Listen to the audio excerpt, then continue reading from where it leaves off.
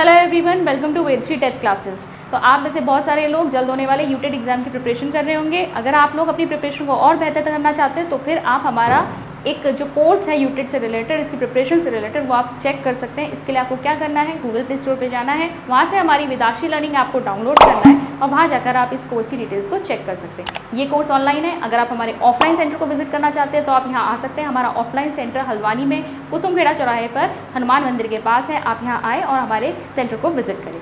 चलिए अब देखते हैं आपका यूटेट में हमने मोटिवेशन इससे पिछले वाले वीडियो में देखा था, ठीक है। अभी प्रेरणा क्या होती है हमने देखा था, उसके घटक क्या होते हैं, प्रेरणा चक्र क्या होता है उसके बारे में समझा था। अब हम देखेंगे कि प्रेरणा के जो प्रकार हैं वो क्या है। तो अभी प्रेरणा या फिर मोटिवेशन के जो आपके टाइप्स हैं वो दो तरह के हैं, ठीक है। दो हैं आपके। पहला है आपका इंट्रिंसिक यानी आंतरिक अभिप्रेरणा, दूसरा है एक्सट्रिंसिक बाह्य अभिप्रेरणा। इंट्रिंसिक को ही नेचुरल यानी प्राकृतिक भी कहते हैं, पॉजिटिव सकारात्मक भी कहते हैं। कभी कभी पेपर में पॉजिटिव या नेचुरल लिखा हुआ आता है।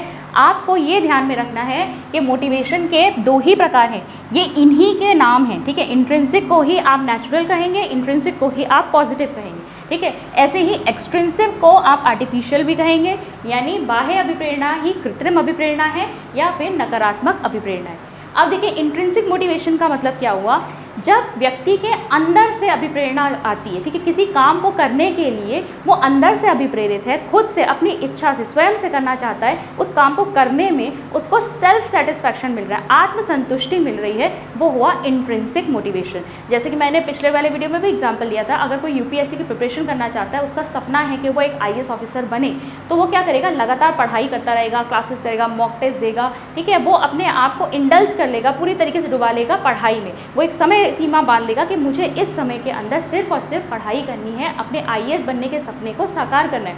वो क्या है, अंदर से अभिप्रेरित है, ठीक है। उसे आत्मसंतुष्टि मिल रही है। वो आत्मसंतुष्टि हम कैसे कह रहे हैं, भाई आज का डे है, उसने उस डे के लिए टारगेट बनाया कि आज मैं इतना सिलेबस कवर कर लूँगा। जब वो उतना सिलेबस रात को कवर कर लेता है, रात तक पूरे दिन में, तो उसको क्या मिलती है, आत्मसंतुष्टि मिलती है। हर चरण पे उसको आत्मसंतुष्टि मिल रही है। तो ये क्या है, इंट्रिंसिक मोटिवेशन है, आंतरिक अभिप्रेरणा। एक्सट्रिंसिक या आर्टिफिशियल या नेगेटिव अभिप्रेरणा हम किसे कहेंगे, जब आपको बाहर से कोई चीज़ उपलब्ध कराई जाए कि भाई तुम क्या कहते हैं, कुछ आईएएस ऑफिसर बन के दिखाओ तो हम तुमको ये देंगे। वैसे तो आईएएस ऑफिसर अगर बन गया तो फिर वो तो सभी चीज़ें अपने आप ले सकता है। अगर हम चलिए एक स्टूडेंट का एग्जांपल ले लेते हैं, ठीक है। एक स्टूडेंट है, अगर वो क्लास में खुद से फर्स्ट आना चाहता है, खुद से अंदर से उसके अंदर है कि भाई मुझे क्लास में फर्स्ट आके दिखाना है और पढ़ाई में लगा रहता है हर समय, तो वो तो हुआ इंट्रिंसिक मोटिवेशन। अगर मान लीजिए इसी बच्चे को उसके पेरेंट्स कह रहे हैं कि अगर तुम क्लास में फर्स्ट आए हम तुमको साइकिल दिलाएंगे, ठीक है। तो बाहर से उसको क्या दिया जा रहा है, कोई रिवॉर्ड ऑफर किया जा रहा है कि अगर तुम फर्स्ट आए तो हम तुमको ये चीज़ देंगे, या उसकी पसंद की कोई भी चीज़, कोई वीडियो गेम दिलाएंगे या कुछ भी, ठीक है, एक हॉलीडे पे लेके जाएंगे। तो ये क्या हुआ, एक्सट्रिंसिक मोटिवेशन हुआ। यहाँ पर बाहर से आप बच्चे को मोटिवेट करने की कोशिश कर रहे हैं कि अगर तुम करके दिखाओगे तो ये काम, तो तुमको ये मिलेगा। एक्सट्रिंसिक मोटिवेशन की प्रॉब्लम ये है कि आपको बार बार इसे देना पड़ेगा एक व्यक्ति को मोटिवेटेड रखने के लिए, और ये हर बार पॉसिबल नहीं होता है। जैसे कि क्लासरूम में अगर हम टीचर की भी बात करें, अगर कुछ बच्चे हैं जिन्होंने बहुत अच्छे मार्क्स लाए, उनको वो एक बार टॉफ़ी दे दी। अब हर बार जो है ये कर पाना मुश्किल है, ठीक है। हर बार हर टेस्ट में, हर क्लास टेस्ट में बच्चों को, जो बच्चे अच्छा कर रहे हैं, आप उनके लिए हमेशा कुछ ना कुछ गिफ्ट ले आएँ, ये पॉसिबल नहीं है।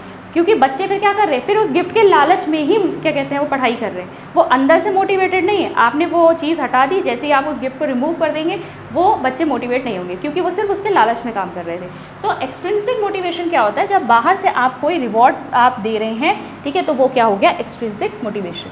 अब देखिए कैरेक्टरिस्टिक्स क्या होती है मोटिवेशन की, यानी अभिप्रेरणा की विशेषताएं क्या होती है। सबसे पहला है ये लक्ष्य निर्देशित होता है, यानी कि गोल डायरेक्टेड है। हमारे पास कोई ना कोई लक्ष्य होता है जिस तक पहुंचने के लिए हम अभिप्रेरित व्यवहार करते हैं। जैसे ही मैंने एग्जांपल लिया, स्टूडेंट का क्लास में फर्स्ट आना, उसके लिए लक्ष्य है। या एक यूपीएससी के का एस्पिरेंट है जो आईएएस ऑफिसर बनना चाहता है, आईएएस ऑफिसर बनना उसका लक्ष्य है, ठीक है। हम सिर्फ पढ़ाई के केस में देखेंगे, अगर आप स्पोर्ट्स पे ले लें या किसी भी चीज़ में, एक सिंपल रेस हो रही है, ठीक है, एक ही उसी टाइम की बात कर लीजिए, एक रेस हो रही है, 10 स्टूडेंट्स खड़े हैं, उसमें से एक स्टूडेंट जो है उसका फर्स्ट आना उसके लिए जो है बहुत इंपॉर्टेंट है, तो फर्स्ट आना उसके लिए गोल हो गया। अब इसकी वजह से क्या करेगा, वो क्या बहुत तेज़ दौड़ेगा, ठीक है।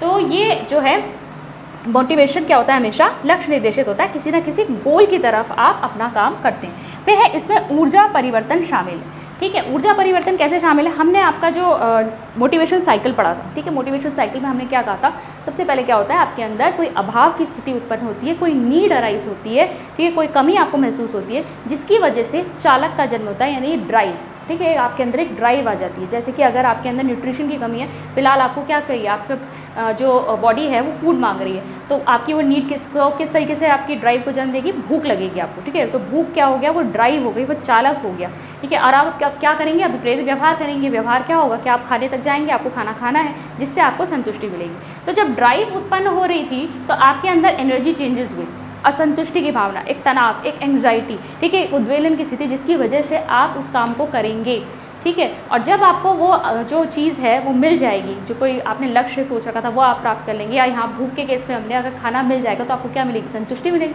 आप शांत हो जाएंगे, बैलेंस्ड हो जाएंगे। तो यहाँ पर क्या है, हम पूरे प्रोसेस में देख रहे हैं कि यहाँ ऊर्जा का परिवर्तन हो रहा है। फिर देखिए, अभिप्रेरित व्यवहार निरंतर होता है, निरंतर होता है, कंटिन्यूस होता है, जब तक कि हम अपने लक्ष्य को प्राप्त नहीं कर लेते। और जब लक्ष्य एक बार प्राप्त कर लिया तो उसके बाद फिर कोई नया नीड अराइज हो जाती है। तो अभिप्रेरित व्यवहार कंटिन्यूसली चलता रहता है, निरंतर होता रहता है। अभिप्रेरित व्यवहार चयनित प्रतिक्रिया को प्रेरित करता है। अब चयनित प्रतिक्रिया का मतलब क्या हुआ, आप सिर्फ उन्हीं एक्टिविटीज़ को करेंगे अगर आप अभिप्रेरित हैं जो आपको अपने लक्ष्य तक पहुंचा रही है। अगर कोई ऐसी एक्टिविटी है जो आपको अपने लक्ष्य से भटका रही है तो वो चीज़ आप नहीं करेंगे।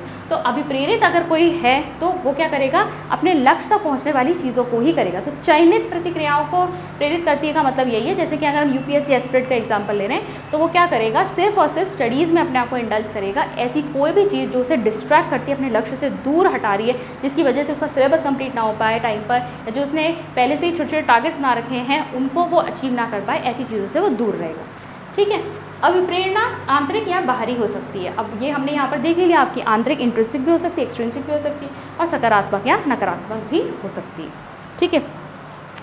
अब नेक्स्ट हम देखेंगे कि मोटिवेशन का जो सबसे इम्पॉर्टेंट पार्ट यही है कि हमें क्लास में बच्चों को मोटिवेटेड रखना है। बच्चे पढ़ने के लिए तभी रेडी होंगे जब आपके उनके अंदर से अभिप्रेरणा जागृत होगी, किसी चीज़ को इंटरेस्ट से पढ़ना चाहेंगे। तो इसके लिए हमें बच्चे को क्या करना होता है, मोटिवेट करना होता है। तो टेक्निक्स क्या है क्लासरूम में बच्चों को मोटिवेट करने की। तो सबसे पहला है बाल केंद्रित दृष्टिकोण, ठीक है, चाइल्ड सेंटर्ड एटीट्यूड होना चाहिए। और आज की जो एजुकेशन है वो चाइल्ड सेंटर्ड ही है, ठीक है, बाल केंद्रित है। हमारा जो भी टीचिंग मेथड्स होते हैं, जो भी पाठ्यक्रम होता है, जो सिलेबस है, ठीक है, जो भी हम करिकुलर एक्टिविटीज़ कराते हैं, या क्लासरूम का जो इन्वायरमेंट है, जो भी चीज़ें हम अपने एजुकेशन सिस्टम में देख रहे हैं वो सब क्या होती है, चाइल्ड सेंटर्ड होती है, यानी बाल केंद्रित होती है। तो बाल केंद्रित यानी बच्चे को सेंटर में रख के, केंद्र में रखकर आपको उसके चारों तरफ जो है आपको एक्टिविटीज़ डिज़ाइन करनी है कि बच्चा किस तरीके से लाभान्वित हो सके। आपको उसका हॉलिस्टिक डेवलपमेंट, ओवरऑल डेवलपमेंट करना है। फिर है सेकेंड, नवीन ज्ञान को पूर्व ज्ञान से संबंधित करना। ये तो हम हमेशा देखते हैं टीचिंग में, आपको हमेशा क्या करना है, ये नहीं कि आप बच्चे आए और आप कुछ भी उनको नया कुछ सिखाने लग गए। आप पहले ये जानने की कोशिश कीजिए कि बच्चा पहले से कितना जानता है, पूर्व ज्ञान उसको कितना है, उसी को आधार बनाकर आपको नई जो है ज्ञान उसको प्रोवाइड करानी है, यानी नई नॉलेज आपको उसे देनी है। तो आपको उसे जो पहले से बच्चा जानता है उससे संबंध करके आपको उसको जोड़कर बच्चे को सिखाना है। फिर है प्रभावशाली तथा सहायक साधनों का उपयोग। बेसिकली आपके टीचिंग लर्निंग मटेरियल जो होते हैं, श्रव्यदृश्य सामग्री, उनका उपयोग आपको अच्छी तरह से करना है जिससे बच्चों का इंटरेस्ट जगे। हम AV8 का यूज़ ही इसलिए करते हैं ताकि ज़्यादा से ज़्यादा बच्चे जो हैं वो उसमें इंटरेस्ट लें, मोटिवेट हों पढ़ने के लिए। फिर देखिए उद्देश्य व लक्ष्य का निश्चित होना। अब देखिए टीचिंग जो होती है पर्पसफुल एक्टिविटी है। हमेशा कुछ भी पढ़ाने से पहले हम ऑब्जेक्टिव्स यानी कि उद्देश्य डिसाइड कर लेते हैं कि हमें बच्चे को जो सिखा रहे हैं हम उसका उद्देश्य क्या है, क्यों सिखा रहे हैं। तो इन उद्देश्यों और लक्ष्यों का जो है ये डेफिनेट होना बहुत ज़रूरी है। हमेशा आप जो भी बच्चे को सिखाने जा रहे हैं उसके लिए पहले आप ऑब्जेक्टिव डिसाइड कर लिए, बच्चे के लिए वो किस तरीके से यूज़फुल है। फिर है परिणाम एवं प्रोन्नति का ज्ञान, यानी जो भी आप बच्चे को जैसे टेस्ट ले रहे हैं या आपने बच्चे से कुछ क्वेश्चंस पूछे तो उसका जो रिजल्ट निकल के आ रहा है, बच्चे ने कितनी प्रोग्रेस करी है, उसका जो आपको इन्फॉर्मेशन है वो बच्चे तक भी प्रोवाइड करानी है। अगर हम कोई टेस्ट देते हैं, आप भी कोई टेस्ट देंगे, जब तक रिजल्ट नहीं आता मन में ये लगा रहता है कि रिजल्ट क्यों नहीं आया, हमने किया कैसा परफॉर्म है, हमें कैसे पता चलेगा। नहीं तो बच्चे का जो मोटिवेशन है वो वहीं से डाउन हो जाता है कि मैं कैसा भी कर लूँ मुझे तो पता चलता ही नहीं है मेरा परिणाम कैसा है। तो यहाँ आपको क्या करना है, बच्चे को जो भी उसका रिजल्ट आ रहा है, जो भी परिणाम है, जैसी उसकी प्रोग्रेस है उसके बारे में बच्चे को अवगत कराना है, बच्चे को ज्ञान देना है इसका। फिर है शिक्षक का व्यवहार, टीचर का बिहेवियर बहुत इंपॉर्टेंट है।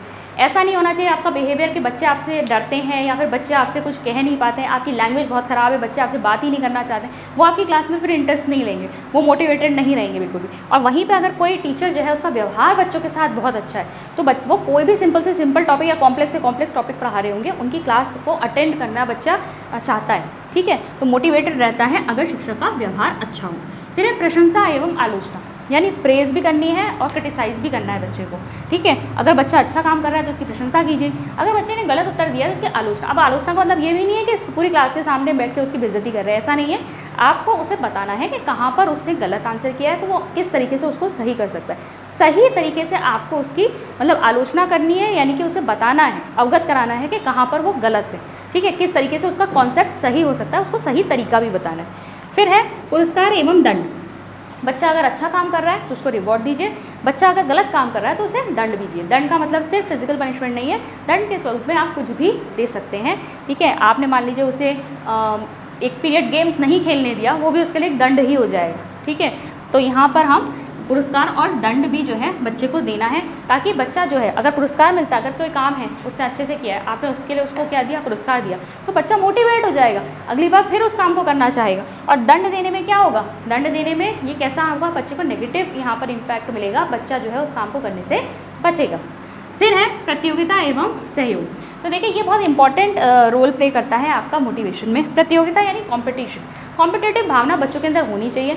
जब हम बच्चों को एक दूसरे से कॉम्पीट कराते हैं, इससे पे हम पढ़ाई की बात नहीं कर रहे हैं कि हम टेस्ट लें या एग्जाम्स लें, आप पेंटिंग कॉम्पिटिशन्स कराइए, ड्राइंग कॉम्पिटिशन्स कराइए, कैलीग्राफी कॉम्पिटिशन्स कराइए, क्ले मॉडलिंग कराइए, आप साथ में निबंध प्रतियोगिता, डिबेट्स वगैरह होते हैं, ये सब जब हम कराते हैं तो बच्चे जो हैं उनके अंदर प्रतिस्पर्धी भावना आती है जो उनको मोटिवेट करती है आगे बढ़ने के लिए। तो प्रतियोगिता होनी चाहिए। साथ ही साथ जब टीम वर्क होता है, जब बच्चे टीम का हिस्सा बनके जो है काम कर रहे होते हैं, तो बच्चों के अंदर कॉपरेशन यानी सहयोग की भावना भी होनी चाहिए, एक दूसरे की मदद करें, एक दूसरे की हेल्प करें, एक दूसरे को आगे बढ़ाएं। फिर है कक्षा का वातावरण, क्लासरूम का जो एनवायरनमेंट है वो बहुत अच्छा होना चाहिए, जहाँ पे बच्चा जो है सीखने के लिए हमेशा मोटिवेटेड है। तभी आजकल आप देखो छोटे बच्चों की क्लासेस प्ले स्कूल्स में जाओ या नर्सरी पे जाओ तो वहाँ पर क्लासरूम बहुत कलरफुल बनाई जाती हैं, वहाँ पे खिलौने भी रखे होते हैं, ब्लॉक्स रखे होते हैं और उस पर ही ABCD वगैरह लिखे हुए हैं, जो उनके पास टॉयज़ हैं उनके ऊपर अल्फ़ाबेट्स लिखे हैं, नंबर्स लिखे हैं, बच्चे खेल खेल में ही सीख रहे हैं। क्लासरूम का एनवायरनमेंट जो है ऐसा बनाया जाता है जो बच्चे को सीखने के लिए अभिप्रेरित करे।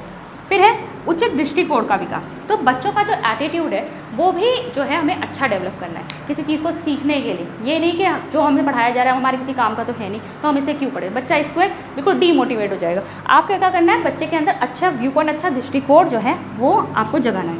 फिर है सीखने की उचित स्थिति एवं वातावरण, यानी कि जब आप बच्चे को कोई भी चीज़ सिखा रहे हैं तो आप ये देखिए जो लर्निंग कंडीशन है, जो लर्निंग सिचुएशन है वो उसके लिए अप्रोप्रिएट है या नहीं। ऐसा होता है कई बार हम कोई टॉपिक पढ़ा रहे होते हैं जिसके लिए जो क्लासरूम है वो एप्ट नहीं है। जैसे आप अगर साइंस में कोई लीव्स या किसी पेड़ के विशेष के बारे में बता रहे हैं, किसी विशेष पेड़ के बारे में, तो आप उनको पार्क में ले जाइए, आप उन्हें ग्राउंड में ले जाइए जहाँ पर वो पेड़ उपस्थित हो, जिसको वो देख कर अच्छे से सीख सकें। तो उचित यहाँ पर आपको क्या देखना है, आपको सीखने की उचित स्थिति देखनी है कि कहाँ पर कौन सी टॉपिक जो है आप बहुत अच्छे से समझा सकते हैं।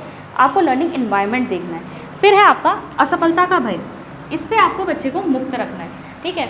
कई बच्चे ऐसे होते हैं डर की वजह से वो आगे नहीं बढ़ते, है ना। क्लासरूम में आपने क्वेश्चंस किए और उन्हें लगता है कि हमने आंसर किया और गलत हो गया तो मैम से डांट पड़ेगी, ये भी एक तरह की असफलता हुई।